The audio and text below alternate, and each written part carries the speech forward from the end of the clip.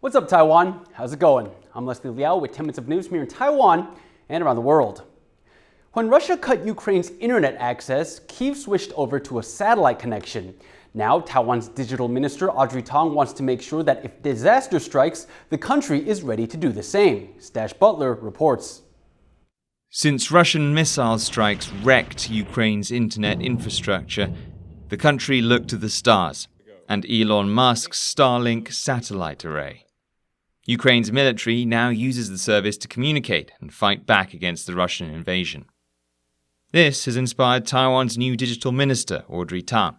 She wants to get a satellite connection ready for the country in case a Chinese invasion or natural disaster cuts the internet. 我们也要抢先的在国内700个点，国外3个点先来测试。如果是有重大灾难发生的时候，我们不需要再去设定，我们可以立刻就切换到。 Cybersecurity researcher Lennon Zhang says that's necessary because Taiwan's internet is vulnerable to attack. The internet that we use in Taiwan rely heavily on the undersea cable. So as you can imagine, if we cut off all the cables, which is around 15, they will be able to cut off all the internet that we use in Taiwan. Low-orbit satellite internet access is expensive, but it's also flexible and easy to set up on the go. And most importantly, it's tough to knock offline because it relies on hundreds of satellites orbiting rapidly around the planet. It won't be cheap, but Lennon Zhang thinks Taiwan is willing to foot the bill. If that's for military purpose or for the protection of the national security, I don't think the cost will be an issue here. As the new digital minister sees it, satellite constellations will offer Taiwan a resilient way of keeping the country online. And from observing developments in Ukraine, officials here know that should China launch an invasion, keeping the country connected will be vital to its defense. Chris Ma and Stash Butler for TaiwanPlus.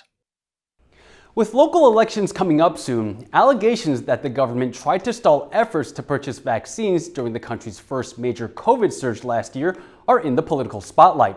The three main Taipei mayoral candidates have all weighed in on the issue. Ed Moon has details. Taiwan's vaccine procurement at the height of the pandemic has become a political issue as the country prepares for upcoming elections.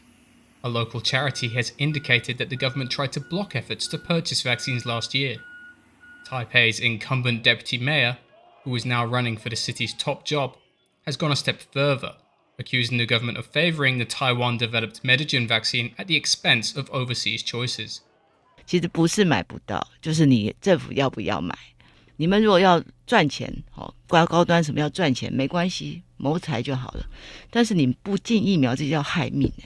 An official from Tzu the local charity, says the organization received several phone calls from government officials who attempted to dissuade them from purchasing the Pfizer-BNT vaccine. That vaccine has been one of the most popular worldwide, spearheading pandemic responses in the US and Europe, among others.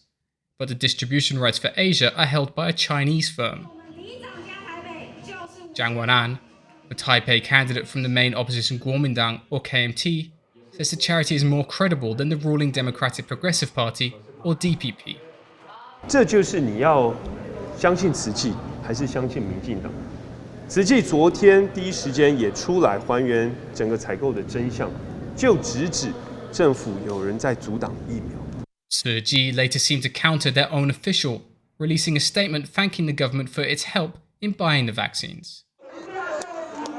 The former health minister Chen Shizhong, who oversaw Taiwan's COVID-19 response, is now the ruling party's candidate for Taipei mayor. He says the accusations are false. 对疫苗最关心，希望疫苗早一点进来的，我相信我一定在台湾里面一定是数一数二。我是这个疫情的负责人，疫苗越早进来，对我越有利，对国人越好，所以我不可能去挡疫苗。Chen's successor in the task force says the allegations are political sniping ahead of the election.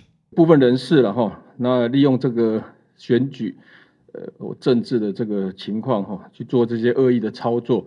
我认为这个有把时序都混淆了，有一些这个造谣的这个情况，我想这很令人遗憾。Voters will show who they believe when they cast their ballots on November 26th. James Rayner, Eric Gao, and Ed Moon for TaiwanPlus. U.S. lawmakers are set to debate a bill on Wednesday that its architects say could radically change U.S. policy toward Taiwan. It's called the Taiwan Policy Act and was sponsored by 2 senators in the U.S. Senate's Foreign Relations Committee. They say the act is designed to promote Taiwan's security and deter Chinese aggression toward the island.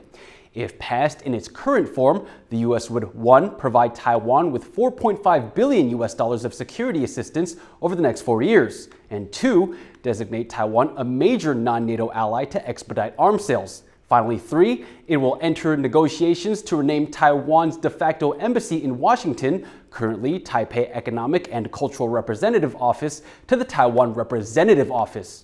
But there's concern among some U.S. officials that the bill could worsen already strained ties with Beijing, which opposes any implicit recognition of Taiwan's sovereignty. To find out more about the significance of the Taiwan Policy Act, we spoke to Blake Herzinger, a civilian Indo-Pacific defense policy specialist based in Singapore. One of the big changes is that it offers Taiwan the opportunity to become a foreign military financing recipient for the first time since the Chiang Kai-shek era. To date, over the last 4 decades, Taiwan has purchased arms from the United States through the Foreign Military Sales Program, FMS.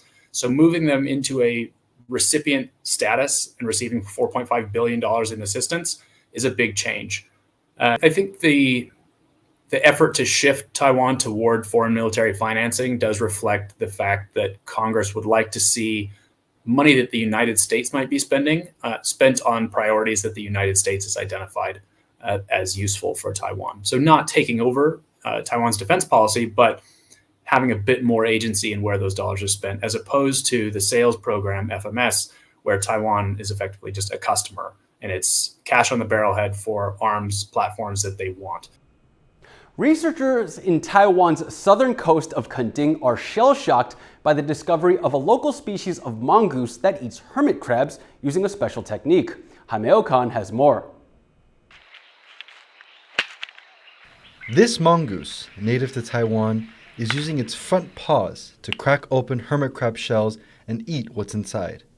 It's not a typical behavior for the animal, but this is the first time it's been recorded here in Taiwan. 它在过去其实也有被记录到敲这个淡水的螺，是在东南亚。那有一些其他蒙科的动物在非洲，它也有敲这个剧毒虫，发现敲寄居蟹倒是头一次。 The footage was taken by a research center near Taiwan's southern coast of Kending. One of the researchers noticed that a basket full of empty shells, which the center set up for hermit crabs, was surrounded by damaged shells from which crabs had been eaten. 怀疑是不是有什么人为的破坏，甚至于是不是猴子把它给吃了。我一直想要把它找出真相。后来我架设的录影机竟然拍到了3只食蟹獴。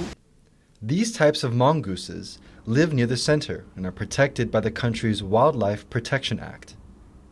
Hermit crabs, worms, and snakes are all regular sources of food for the animal. But experts believe that changes in their environment have led mongooses to move closer to human habitats in search of food. 食蟹獴原本栖息的溪流都被河川整治，所以导致它们在溪流旁边能吃的东西变少，它们只能往接近城市的地方去移动。 As the crab-eating mongoose adapts to changes in its environment, this footage of the animal cracking shells is shedding light on its unique eating habits. Patrick Chen and Jaime Okan for TaiwanPlus. Thank you for watching What's Up Taiwan. Remember to download the TaiwanPlus app for more stories from Taiwan and around the world. Finally, today we leave you with images of New York Fashion Week. I'm Liao. Take care and see you next time.